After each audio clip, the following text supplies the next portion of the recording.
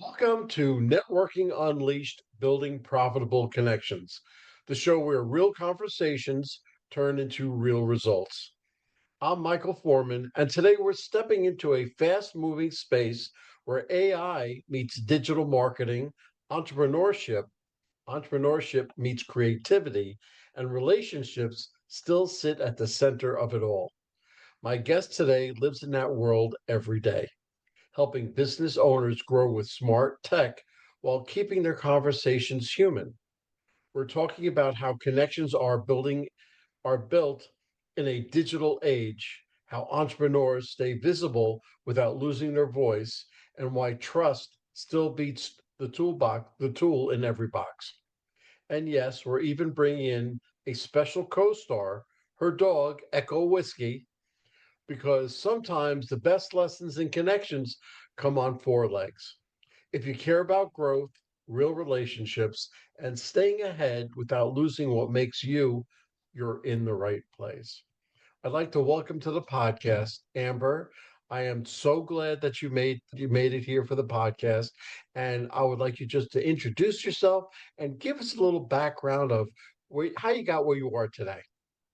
Hello, Michael. I'm so privileged to be your guest today. I really love the work that you're doing, and I so appreciate the plug for my precious Roddy. He's the best doggy in the whole wide world. Of course. So, I'm a third generation entrepreneur, and I'm a plumber's daughter.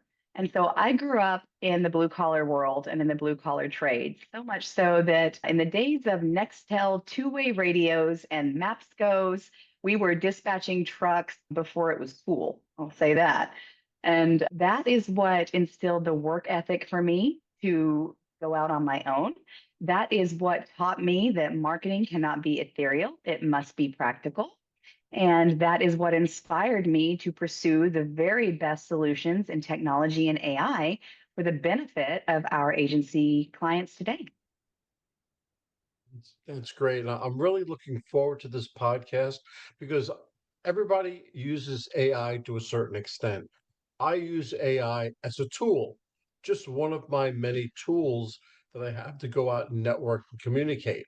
So I'm really looking forward to everything that we're going to talk about. You work at the crossroads of AI marketing and business ownership. How has technology changed the way real relationships are built today? Technology is at the heart of almost every conversation that you have at business networking events. Technology rules our lives, as we found out from the recent Verizon outage, where all of our cell phones on the Verizon platform did not work for 24 hours. Technology is the driving force and differentiator between businesses today. And so I personally believe that technology being that great differentiator is also the great unifier because when you work with people who are forward thinking, passionate about business growth, and risk takers, then they are usually early adopters of technology as well. But the speed of light that technology is advancing is absolutely new to those of us that grew up prior to the internet and cell phones. Am I allowed to say that and share my age? Facts Yeah, are go ahead. facts. So, Go ahead. yeah, yeah. So I just think we have to embrace or get left behind. Yeah, I use the pandemic as a line in the sand. Before the pandemic, networking was really transactional. I have a widget, you have $3. You give me $3, I'll give you the widget, and case closed, customer moves on. But ever since the pandemic, the relationship has become more important. And I think AI has contributed to making it easier to keep those relationships going. So I firmly believe in what you're talking about. Many I people also, use, oh, go ahead. Oh, oh, sorry. I was Go just ahead. going to say, I also believe that COVID and the pandemic taught us that technology can empower and strengthen relationships in a way that we really took for granted previously. Absolutely. I'm here talking to you. You're in Texas, I'm in Georgia, and I'm talking to you like you're sitting right next to me. Mhm. So that is just one platform with the AI that we can turn to. And what we're trying to do, I'm trying to take everybody out of their houses, out of their homes, put them face to face with people, get them back to nurturing those relationships that it really counts, really means. But I digress. I don't want to go there. Okay. Many people use digital tools to reach more people. Few use them to connect better. What separates the two? I believe what separates the two is the way that you use digital tools. You can reach more people and still not make connection. You can reach more people and still not make a sale, and especially in the business world. So the use of the digital tools in line with the offerings and services of a company is what becomes of paramount importance when you're talking about digital tools and marketing for return on your investment. It's not enough just to treat ChatGPT like Google. That's kids' play. My 9-year-old can do that. What you have to understand is that with digital tools, AI can be utilized to develop your audience and prepare them for a sale before they're even aware of your brand.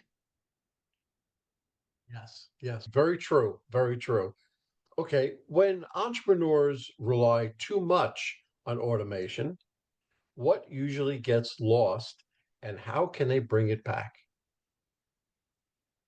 I think that's a great question because when entrepreneurs rely too much on digital tools and they lose sight of their personal brand and authenticity, then they become stagnant. I'm going to say they become just another brand, just another part of the buzz, just another part of the noise. And it's important to understand that the one thing that technology will never replace is the critical thinking capability of people and the fact that people do people with those that they know and trust. And so, as an entrepreneur, you have to maintain this fine balance of utilizing technology to empower your sales and your marketing while still maintaining the personal branding that keeps you local, powerful, and approachable. Absolutely. And the word authenticity gets thrown around a little bit too much, right? Everybody wants to become that authentic self. But the true thing, I believe, that separates us from AI, that's emotion.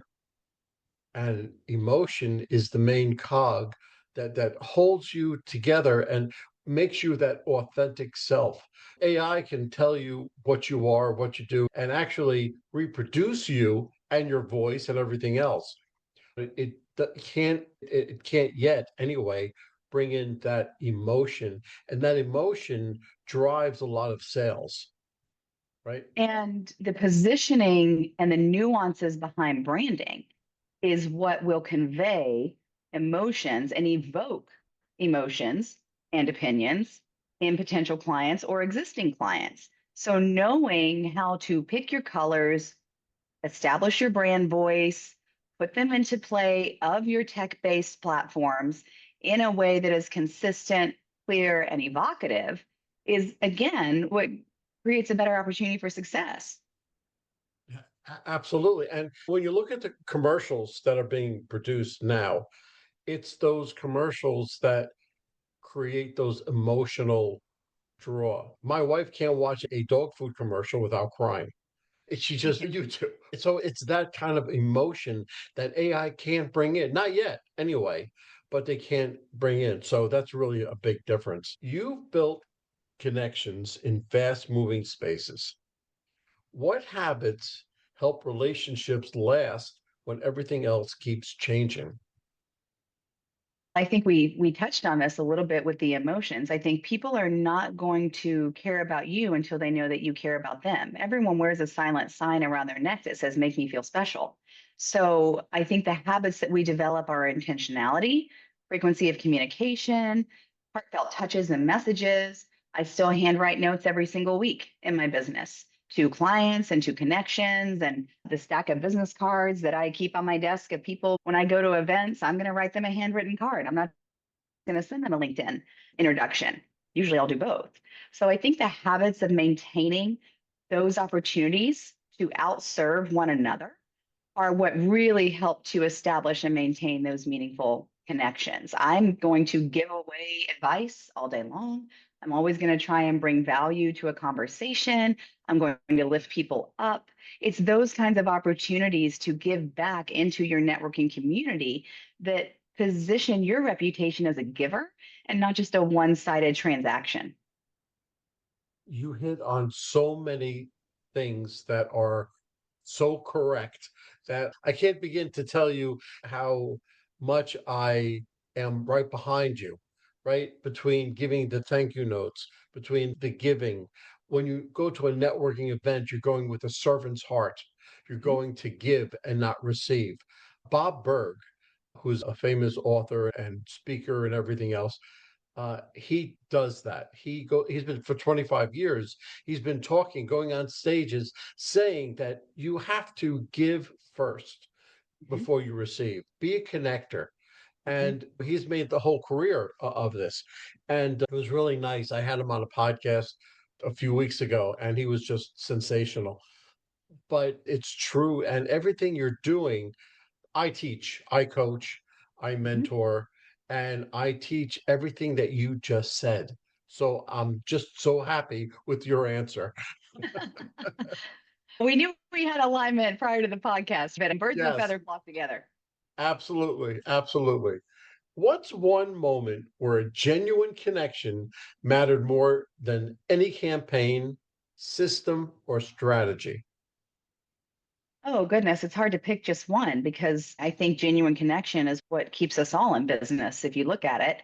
I'm going to give an example of my friend who is now in political office. When I was a very young mother, I took my son to a chiropractor's office because he was born without the ability to turn his neck to one side. And because of that, we had some health concerns for my son. And the precious woman behind the counter, who was the receptionist, was beyond compassionate and helpful. Anytime that he spit up, anytime I was running late, anytime we needed to book an appointment, she knew my name, my son's name, my insurance information, and the intentionality of her service was unparalleled. Fast forward, my son is now 9 years old. And yesterday, I got a phone call from this same person who said, Amber, I don't know if you remember me or not, but I am running for reelection. And I have found myself in need of a messaging strategist. And when I looked up on ChatGPT, the top strategic experts in our city, your name came up. And I know you probably don't remember me, but would you be willing to take on my account? And the fact that we had formed a connection 9 years prior brought me business yesterday with someone who I hope to serve throughout her political career. So you never know when it's going to come back around, whether or not it's a big ticket item or not. My name awareness and her reputation is what brought the business opportunity together. Absolutely. And I can't put enough behind what you just said. I can't drive it home enough because the little things you do, when I tell all of my students, my clients, everybody, I say, you know what? Give a little bit more, give a little patience, give a little information, give whatever you can. If they want from what you're trying to sell, they're going to buy. Okay. Or if they Mhm. want more information, but it doesn't take very much for you to give that information to them, right? If one of my clients was interested in a company, I say contact them on LinkedIn, contact the person that you want to contact and ask him, say, look, can I call you for 15 minutes? I want to pick your brain. Mhm. They'll be Mhm. more than happy to give you everything plus. So it's an amazing thing. And if more people thought the way you and I feel, I think the world would be a much better place. Oh, we'd certainly have fewer confrontations, wouldn't we? If we could just stop and take some of the hyper emotionalism out of it and realize we're just humans trying to find common ground. Just trying to get along. Just Yep. that's exactly what we're trying to do. Yeah. While Um, using technology, right? To do it better and faster. wh- while using technology. Yes, yes. Should business owners use AI to support conversations without turning them into copy and paste interactions? This is the temptation when you utilize certain plugins and automations is that it feels robotic. So I believe, and we coach our clients to use technology for automation, for streamlining, but to program the technology to be personalized. So it doesn't take that much more time for you to personalize your responses by putting someone's first name in there. Michael, thanks for reaching out. How can we be of service to you? Instead of you've reached far beyond marketing, what's your marketing problem? So you personalize it, you customize your responses, you offer things earlier in the conversation that will solve the most common problems that your audience faces. You are warming up an audience with educating them about how you make their life better, but you duplicate your efforts through automations and platforms that will take you further faster. So again, I run a very lean, mean marketing machine with my team, and we serve a lot more clients than we would be able to if we didn't have plugins, automations, and things like that that tech powers. It's so true. And companies now are doing more with less, and they're actually more efficient with the less than having more people. So that's creating an atmosphere where people like you and I, whether we have a two, three, four, even five-person company, we make the assumption or have the people look at us and say, oh, wait, you're head of a bigger company. You're 10 people, 15 people. And I'm like, oh, yeah, sure, sure. Meanwhile, it's me and three other people. But that's how it all works. But it's to make you better. It's not to replace anything that you're saying or doing, but just to make it better. And you're right, the personalization of it, just that little bit, that little touch of Amber, this is Michael, and yada, yada, yada, just to make it personal. A great example of this, Michael, is I recently met the incomparable, brilliant, beautiful Vera Stewart. And Vera is based in Augusta, Georgia, and she is the premier caterer for the Masters tournament. And Vera has had her creations in Goldman Sachs and in Neiman's, and she had three SKUs in Costco. She started out in Augusta, Georgia as a home economics teacher, and she has built a 44-year career on culinary arts, hospitality, and excellence. And I will tell you that her business empire is so impressive. But in the course of the conversation with Vera while she was signing my cookbooks, she continued to impress upon me and the audience at the importance of customer service, personality profiling your employees, never compromising on quality, no matter what it is that you're doing. Have you ever read the book, The Raving Fan? Oh, one of my favorites. Okay, because I used to be in the mortgage industry, and I must have bought 25 of those books, and I used to hand them to all my realtors whenever they're having a problem or as a small gift. And it's out of print already, but I still have five left. And it's a quick read, and it just teaches you the basics of customer service. 100%. Raving fans, It's the 1 minute manager, one minute all of manager. these. Yep, absolutely. I have them all on my shelf. I have them all on my Me too. shelf. Me too. Yep. Okay. Okay. In digital marketing, attention is easy to get and hard to keep. What makes someone worth staying connected? What makes someone worth staying connected to after the first interaction? You should always stay connected, but it's Always. a mutual decision. So if that person elects out of your communication, you're not going to force them to communicate with you. But I believe that when you continuously reach out and you continuously provide value, people intrinsically want to stay connected. So when you're looking at things like digital marketing, whether you're running ads on Facebook or YouTube, or you're establishing an email campaign, or you are talking on a chat bot, the primary reason to stay connected is brand awareness and opportunity. so that you are in a prime position to be remembered when that person is ready to buy. And that equates to frequency over reach. So, over communicating, both in person and in digital marketing, is hugely important. What would you say to somebody who has a huge LinkedIn following? Okay. I have 10,000 people that I'm connected to. How big would you say I should keep my circle, my sphere of influence, so that I can keep up on that in those interactions? Especially in light of today's conversation, I would say there's no reason to shrink your circle. Just employ some technology to help you stay in front of all of them. I don't think you have to decrease. I don't think that just because you're reaching the masses, you have to decrease the quality of your communication. That's the basis of technology and AI.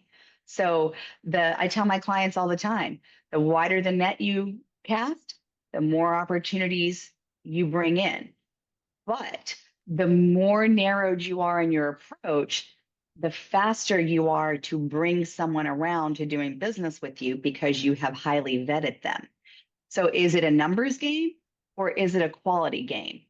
Frequency over reach, quality over quantity. These are the consistent conversations that keep marketing companies in business because every client has a different desire. Our job is to create the right mix to generate the success definition that the client has. Yes, I could agree.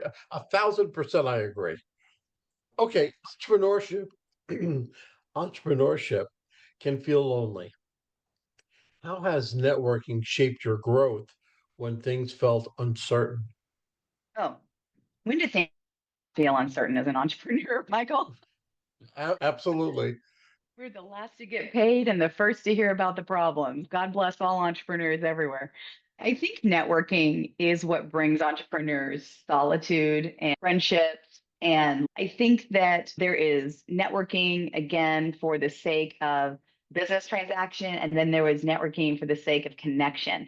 I am incredibly picky about where I spend my time networking. I am not a serial networker. I can't be. I'm a mother and I'm a business owner and I'm a writing owner. So I have to be home petting my dogs and out until midnight. I guess Right. it's kind of boring in that way. But I think that networking with like minded professionals, whether it's an industry group or a shared clientele group, allows entrepreneurs to realize that they are not alone. I was at a wine bar yesterday. I'll give you an example with a fellow female business owner who has also been in business for over 10 years. And we were just sitting at the table before our Chamber of Commerce event. And she said, I am so tired of reinventing myself. For 10 years, I've been reinventing my business and reinventing myself. And my comment to her was, when you stop reinventing yourself, you might as well close your doors because you are always going to be reinventing an offer, a strategy, a product, or a service. And that is what entrepreneurship is about. It's about lifting each other up, sharing common concerns, finding solutions together, and serving one another. So I believe that entrepreneurship requires a huge community somehow of people that are going to lift that entrepreneur up and keep them encouraged. Because it's a beat down. Entrepreneurship is not for the faint of heart. Absolutely. I run a networking group, a weekly networking group from 5:30 to 7 o'clock at night. And between 17 and 20 businesses come together and we talk about, we do networking and everything else. But about the last 15 minutes or so, I say, okay, what frustrates you the most? And Mhm. then what excites you the most. Every week is different, of course. It's getting through certain problems. There are 17 business minds in that room. So if you have a problem, who better to answer those problems than other business owners like yourself? And Mhm. that's what keeps me going. We have a Mhm. great time. Mhm. We have a great time. Mhm. Phenomenal. Phenomenal. Let's talk Echo Whiskey for a moment. What has your dog taught you about patience, presence, or connection that shows up in business too? Well, my dog is perfect. He has no faults. So when you Right. want to look at the model of patience, connection, and purpose, you just look at his little chocolate cover eyes and you go, yes, you are absolutely right about that. Let me give you a duck foot. Absolutely. But I think they say dogs are a man's best friend. I think that when you look at companionship from a dependence perspective, who would lay down their life for you if you ever needed them to. And that's why I'm a Rottweiler owner, because I believe in a strong working dog. I'm sorry. I know I'm 5 foot tall, but I don't have time for a little dog. I'm sorry. Give me a real dog. I shoot big Right. guns. I got a big dog. I drink big whiskey. Anyway, but I think when you look at the perspective of power versus dependence and servanthood, there is a beautiful continuity in the two. Be powerful, but give love. Be consistent, but have boundaries. Understand that you can provide peace and protection, but also offer a sense of companionship and truth. And I think that's what we get when we have relationships with others. And also when we recognize, even as pet owners, that these are powerful creatures that still rely on us for their well being.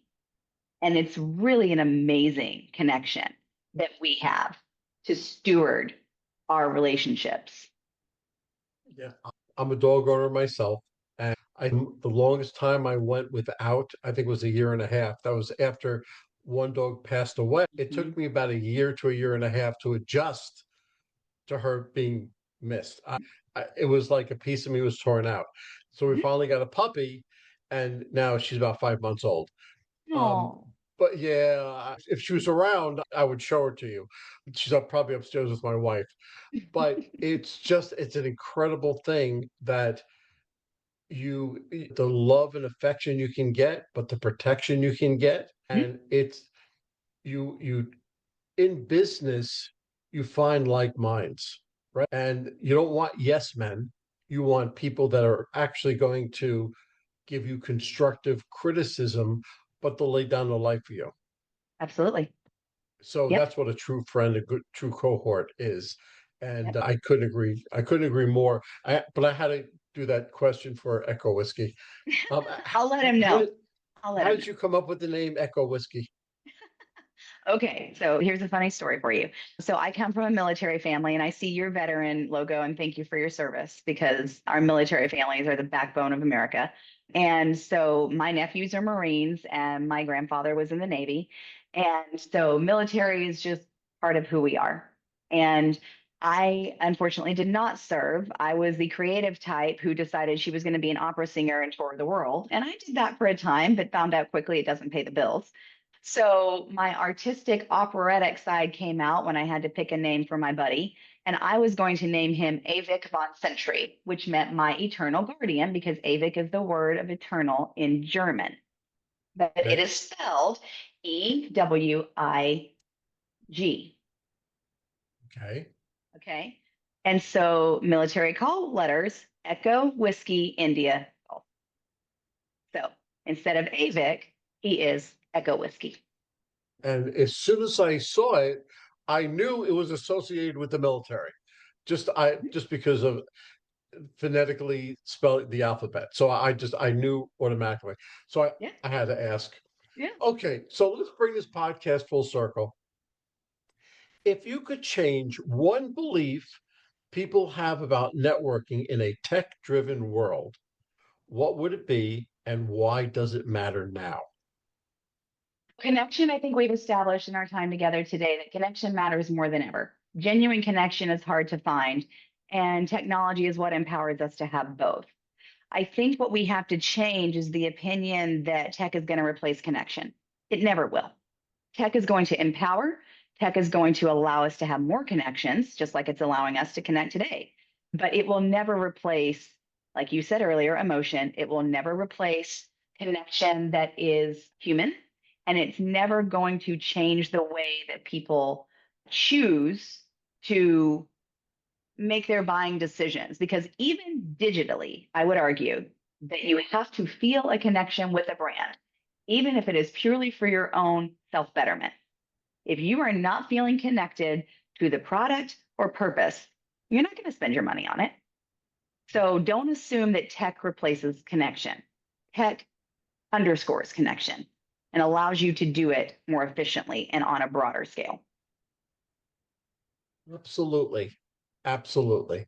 Amber, we probably could talk for another 2 hours about this or a multitude of things, but time constraints. If somebody wanted to get hold of you, either just to talk to you, be consulted by you, or ask you about your companies, where should they go?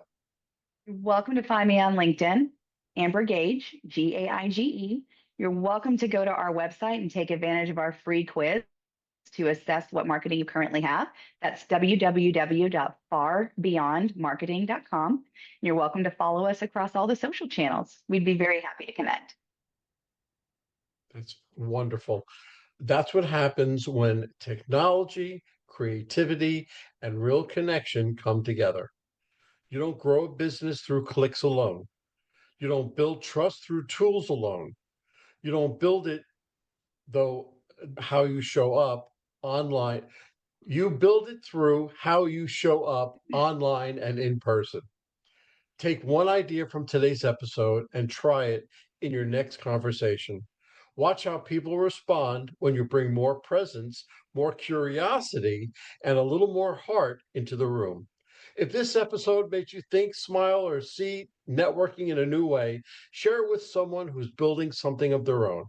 And be sure to follow Networking Unleashed, Building Profitable Connections, so you never miss a conversation that helps you grow the right way. I'm Michael Forman, and remember, your next connection, right? Your next connection might come from the last place you expect, sometimes even from a dog named Echo Whiskey. Amber, this was just a wonderful time. I thank you so much for coming on my podcast. It was my humble privilege, Michael. Take care. Well, hold on, folks. Don't go anywhere. Let's hear from our sponsors. David Neal, co founder, Revved Up Kids. Revved Up Kids is on a mission to protect children and teens from sexual abuse, exploitation, and trafficking. They provide prevention training programs for children, teens, and adults. To learn more, go to revvedupkids.org. Henry Kaplan, Century 21. When it comes to making the biggest financial decision of your life, leave it in the hands of a proven professional, Henry Kaplan. Henry is a global real estate agent with Century 21, celebrating his 41st year in business. No matter where you're moving, Henry has the right connections for you. You can contact Henry at 561 427 4888. A huge thank you to our guest for sharing such incredible insights today. And of course, a big shout out to you, our amazing listeners, for tuning in and spending your time with us. If you're interested in my digital courses, being coached, or having me come and talk to your company, just go to Michael and fill out the request form. Remember, networking isn't about being perfect, it's about being present. So take what you've learned today, get out there, and make some meaningful connections. If you've enjoyed this episode, please don't forget to subscribe, leave us a review, and share it with someone who could use a little networking inspiration. Let's keep the conversation going. You can find me on Apple, Spotify, Pandora, YouTube, or my website, forman.com/podcasts.